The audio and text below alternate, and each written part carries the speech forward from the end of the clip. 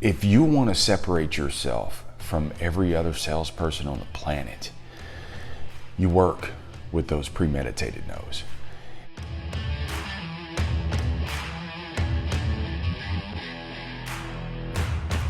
You have to think of results in 4 different layers. There's results. The result number 1 is the result that you stumbled in, right? It's the one, dude, you just happen to have the lucky rabbit's foot and you stumbled into a deal. New salespeople tend to have these, right? They just walk into a deal. The second one is the second layer of the results are results where the customer was already going to buy your product anyway. You just happen to be the one to pick up the phone. You just happen to be the one they made eye contact with and they made the deal. The third one are the 50-50 or 60-40 customers where they were kind of on the fence, but you did such a good job that they went ahead and bought. And the fourth one, man, that's the premeditated no's.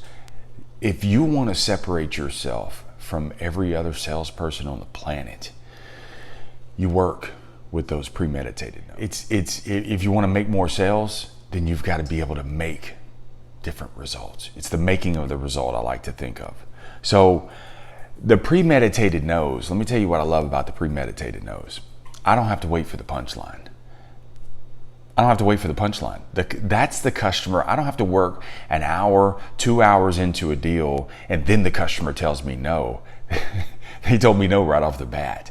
It's the premeditated no, meaning that fourth rung, what those customers came in, see, it was already premeditated. They were already thinking about telling me no. And what they're doing is normally they're bringing circumstances from their past experiences with salespeople.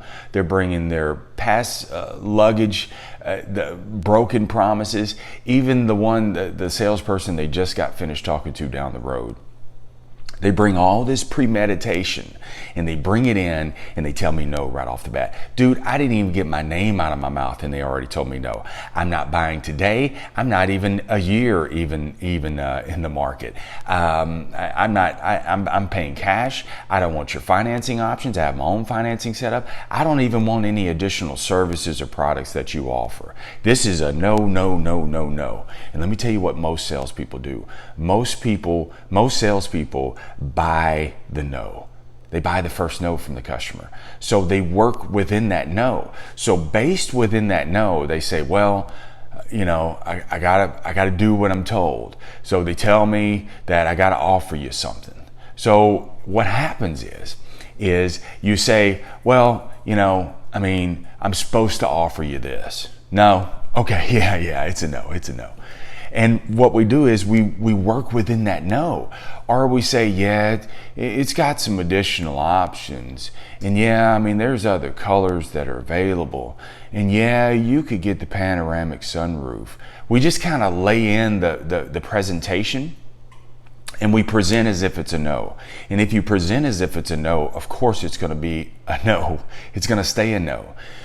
What I need you to be is I need you to confuse.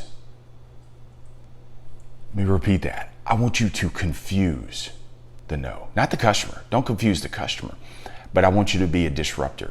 And what it is disrupting the premeditated no. See, I got to confuse the no. And if I can confuse the no, then I may even find a yes, but I got to confuse it. So you have to understand when the customer is coming in with a premeditation of a no, they're normally thinking one thing. So the way that you confuse this is you actually offer additional insights, a different perspective, another angle. See, they're going to say no to option 1. And normally that's what most salespeople do is they say one option. No, don't want it. Okay, yeah, you don't want it. Okay, but if you walk it in with option 2, option 3, option 4, hey, have you ever considered option 5? And do you know that a lot of my customers actually like option 6 and 7? Now I just confused the situation. Now I just confused their premeditation, and maybe now they'll meditate in a yes. See, it's additional. See, this is where when you sit here and you say, I really want to help the customer. When you got hired into sales, you say, oh, I want to help the customer. I really want to help the customer. Well, you're not really providing a service for the customer if you buy in on the first no. Why would you do that? So don't buy what they're selling, because what they're selling is actually, they're not even selling it. It's premeditated. They're just regurgitating the no. So if you're really in it as a sales pro, if you really want to separate your sales success, let me tell you what it's going to be. It's offering additional angles, different perspectives, other ways of looking at it, broadening the customer's perspective where they may actually say yes. Now, here's where they're making the result. Let me tell you this. Even if you do that many times, it's still going to be a no. Some customers are just not receptive to looking at additional offers, but it does not mean, or angles, it does not mean that I don't present it. And when I say present, everything that you do, man, has to line up with that presentation. It's not just laying in the presentation.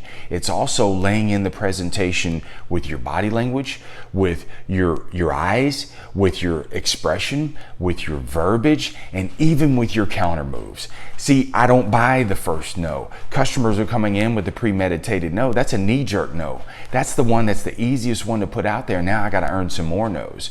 And so everything has to line up with this. If you make everything line up with this, your body language, your verbiage, your facial expressions, and your counter moves, offering, and I say counter meaning, hey, have you ever considered this? Hey, I totally get you on that, but look at option 2. That may be more beneficial for, and you know what? Option 3 goes with number 2, and you may find this is a better fit for you also. Now all of a sudden the customer, I didn't think about that. Now they're looking at it from a different vantage point. Now this is what's going to separate you from all of the other salespeople, because most salespeople stay right there in the no and they go on to the next customer. Here's the beautiful thing about it is, like I said before, you don't have to wait for the punchline. You already got the no, so maybe now I can earn a yes. I already got the no right off the bat. So anything above and beyond is house money.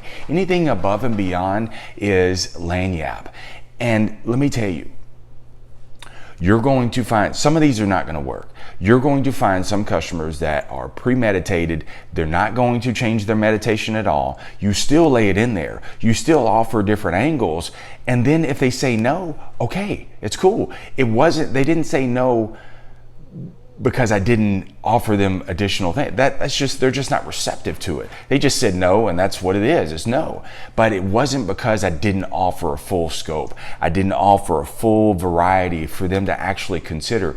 Like I tell customers, look, I'm just trying to give you your options. Let me show you your options, and then you tell me what you want to do from there, okay? And I find many times what you do is you reduce the resistance. You've already told me no, Mr. Customer. So let's look at some additional options just to see if it may work for you. If it doesn't, hey, that's cool too. And then what happens is you bring that resistance down, you open up their mind, their perspective, and all of a sudden they may consider something. Now you're going to find, like I said, you're going to find many times this does not work all the time, but this is not a one-size-fits-all situation, because this is the 4th rung of the ladder, right? You got 1, 2, and 3 down, but option 4 is I still present if it's a yes. I present, even though they're telling me no, I present it as if it's a yes. So what I'm doing is I'm laying everything in there, and even if they don't buy, it's a win in my book. It's a win in my book, because what I did is I got an additional 5 minutes. I got an additional 10 minutes. I got a little bit further. I actually got them to ask questions. I got them to actually consider it, whatever the situation is. And this is the thing, man, that's going to separate you from every other salesperson, because when you do that with every one of those number 4 rung customers, you're going to find an extra 2, 3, 4, 5, 6 extra deals. And let me tell you something else that's going to happen. You're going to have other salespeople. You're going to have other management that says, Marsh, I need you to take this one. Hey, would you come help me with this customer, because this is a 4th rung customer. They don't know how to terminize this. But they'll say, hey, this is a 4th rung. This is a number 4 customer. That number 4 customer, man, is the ones, that's my specialty. Bring it on, because they're already telling me a no. So now it's just a challenge from there. It's house money. It's free. It's just a challenge for me. How much further can I get? Can I be a disruptor? Can I get the customer to possibly reconsider other angles? And dude, if I can do that, broaden my skills, my techniques, and I get more deals out of that also. And then I become a special agent. You want to become a special agent in sales, man? Is that what you want, man? You want to be a 007? Focus on that fourth. If you like this episode, man, you're going to like this one even better. Check it out.